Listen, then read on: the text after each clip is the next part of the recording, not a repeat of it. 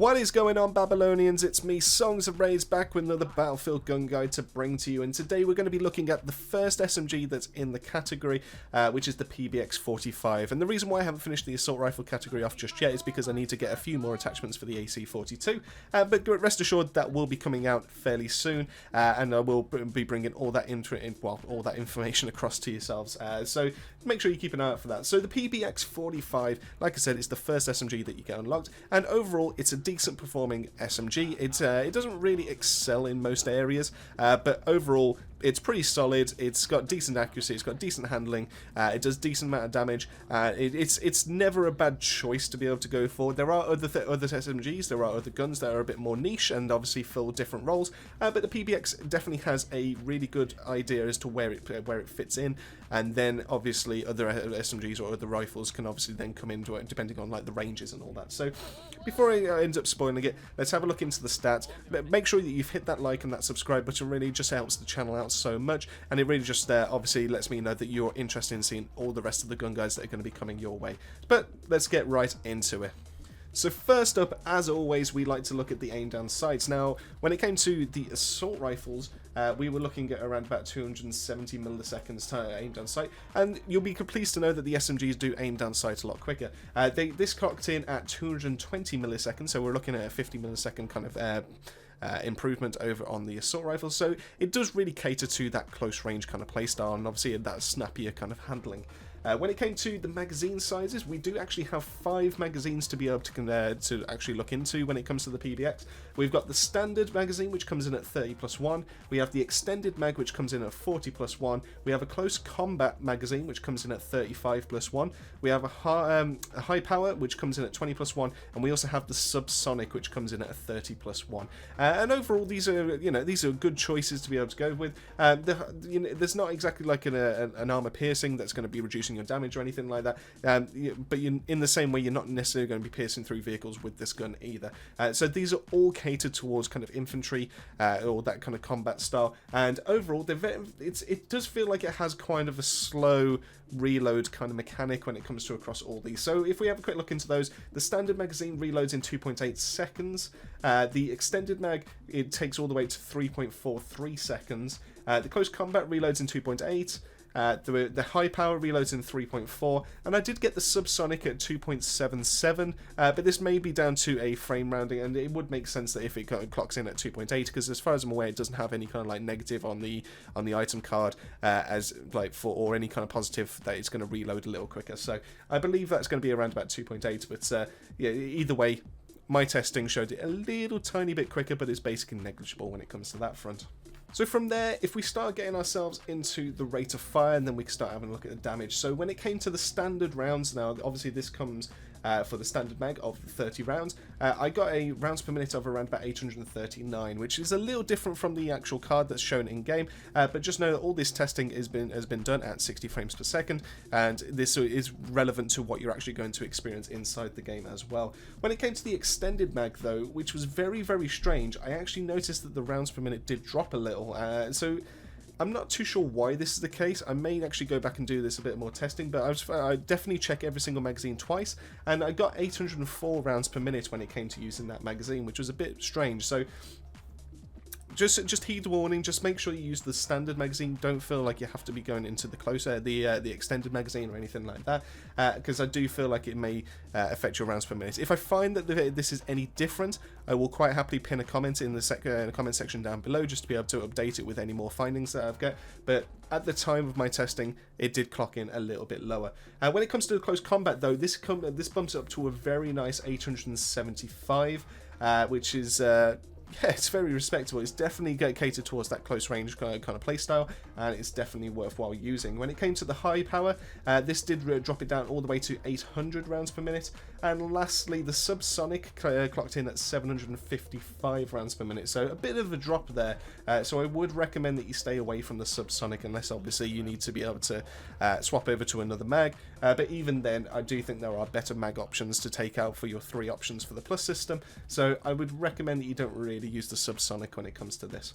If we quickly have a move over to the damages and the ranges when it comes to these guns. Now, interestingly, when it came to the mag attachments, the only one that had a change in the damage profile or the damage kind of ranges would be the close combat. Everything else seemed to have the same kind of range profile, where the same drop-offs, all that kind of thing. And when it came to the damages as well, they're pretty much the exact same. The only difference was the high power. It managed to extend its range a little bit, but it doesn't help you out in close quarters. So to give you an idea, the standard, the extended mag, and the subsonic will deal 26 damage up to 5 meters. After 5 meters till 19 meters, they're then doing 22 damage. At 20 to 39 meters, we're looking at 18 damage. From 40 meters to 74, we're looking at 15 damage, and then 75 meters onwards up to infinity, we're looking at 13 damage. Now, what does this mean for you? Well, this means that we're looking at a 4, 5, 6, 7, and 8 shot kill, depending on the range that you're going to be at. Now, obviously, this is an SMG. It fires a bit quicker than most of the assault rifles. Therefore, your time to kill is always going to be kind of competitive, but just keep in mind that you're going to have a low bullet velocity, which we'll get into a little bit later. So when it comes to obviously hitting it around about 75 meters, you're going to start to struggle. If we then look at the high power, this one changed it a little bit. So it doesn't help with your close range. It doesn't do that whatsoever. It doesn't help with the first 2 ranges. It helps after that. So for the first 4 meters, we're doing 26. For the up to 5 to 19 meters, we're doing 22. 29 to 39 is now a 22 meters as well. The 40 to 74 meters is an 18, and the 75 plus is 15. And what this means is you're going to have a little bit more consistency, and it's going to help out with those longer range firefights, which means that you're going to be doing a 4, 5, 6, or 7 shot kill. When it came to the close combat, though, this is where it gets really interesting, and I do think this is what really makes the PBX such a powerhouse when it comes to it. So instead of the first drop-off being at 4 meters, you're now looking at 9 meters, which means that you're going to be doing 26 damage all the way up to there.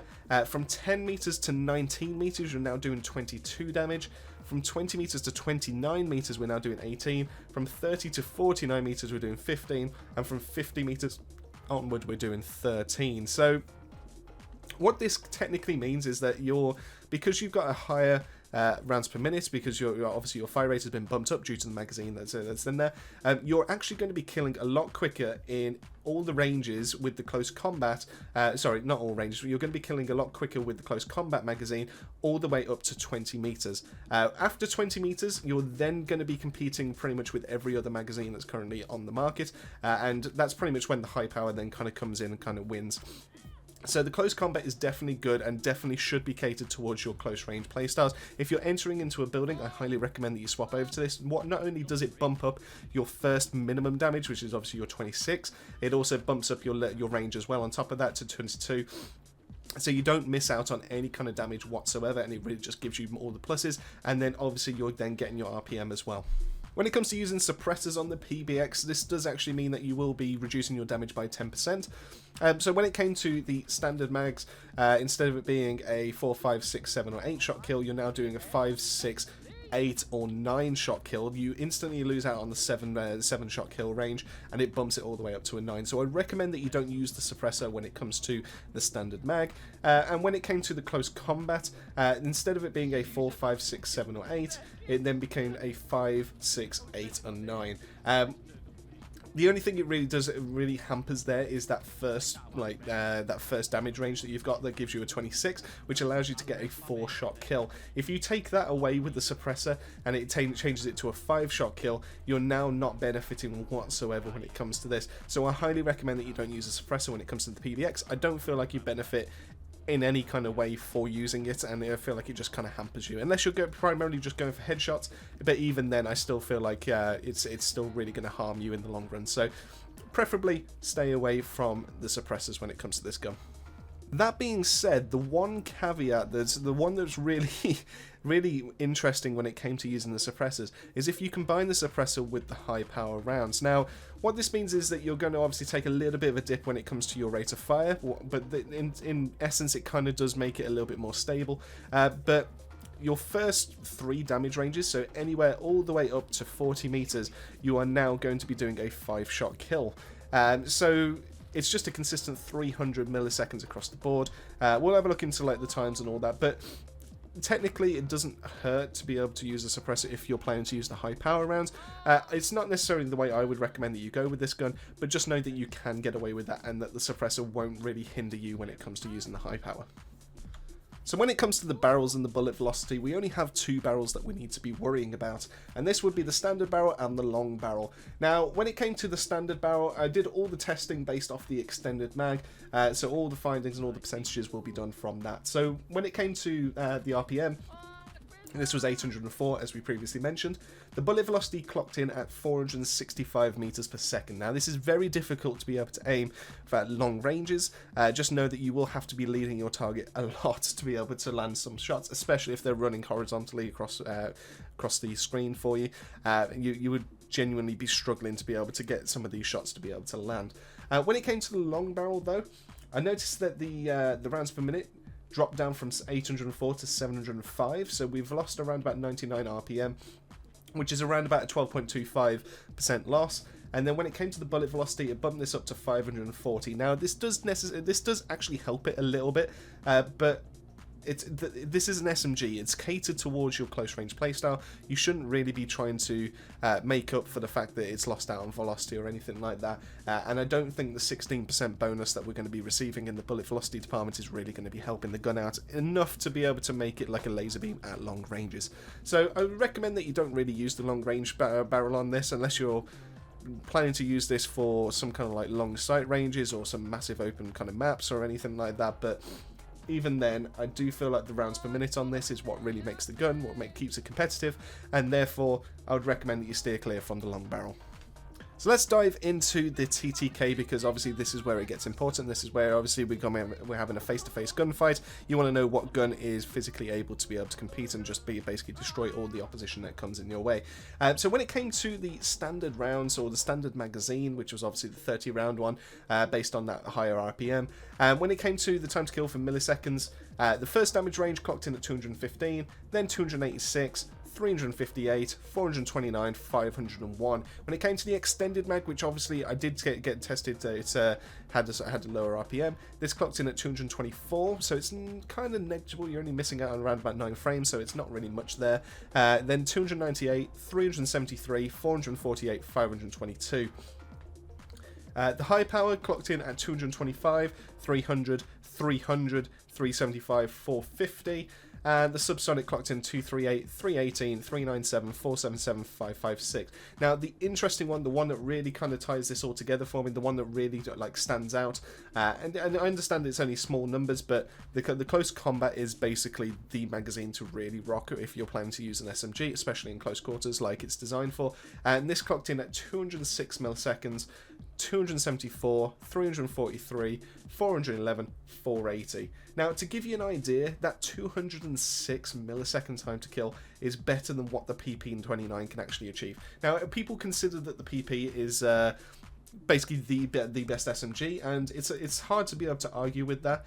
And you know, it's got a lot of good features going for it, but in terms of pure like DPS for up close, the PBX has it beat. In fact, the PBX has the best full auto time to kill that we've currently seen so far, especially in that close range. So therefore, the PBX is actually quite good, and it's very underrated in this current meta. So last up, that just pretty much leaves us to look at the sights and how these affect your aim down sight speed. So when it's pretty much there's a few comparisons that can be made to the assault rifle class. So for example, anything that's got the exact same magnification or that kind of like picture compared to your iron sights. So we're talking hollow sights with 1.25 kind of zoom. You're looking at around about 220 milliseconds aim down sight. So you're looking at no effect whatsoever. So feel free to slap on a red dot, feel free to slap on a holographic sight. You're not going to be affecting your aim down sights time. When it came to the UH1 Smart though, this does bump it up to 270, so this does add on 50 milliseconds time onto your aim down sights. Go from there, we have the next bunch, which is both of the hybrids, so the Ghost and the Maul, the TV2X and the Bravo 3X all clocked in at 300 milliseconds.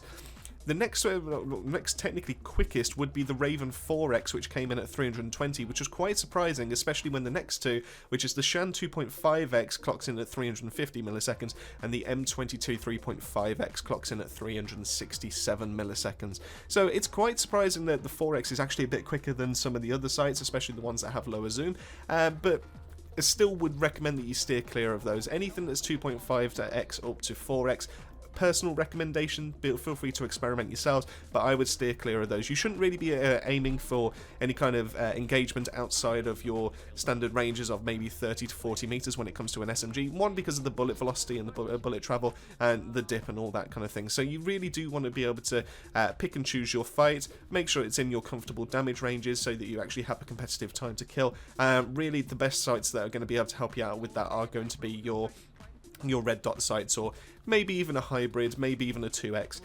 Just it depends on your personal preference as to how you like to play. But you know, you're a crazy bunch out there. Feel free to experiment with anything you want. Just know that some of the sites will affect your aim down sight time.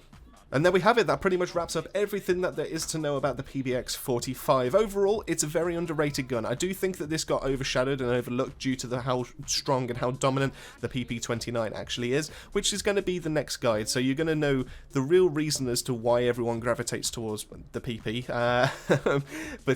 Yeah, there's a lot of interesting information that's going to be coming out in that episode. But that doesn't mean that the PBX can't compete, and the PBX definitely actually has better times to kill in certain damage ranges than the PP-29 has, so it does have the ability to be able to shine and actually take on all those users. So massive thank you to everyone that's all watched this to the end. I hope you've learned something useful. I hope you found something enjoyable, and if you did, make sure you hit that like and that subscribe button. It really does help us out, and we are starting to venture a bit more into Battlefield content, and we definitely are looking to finish off the gun guide series as well. So make sure that you stay with us, make sure that you're here for whenever that new episode drops. It shows straight into your subscriptions file.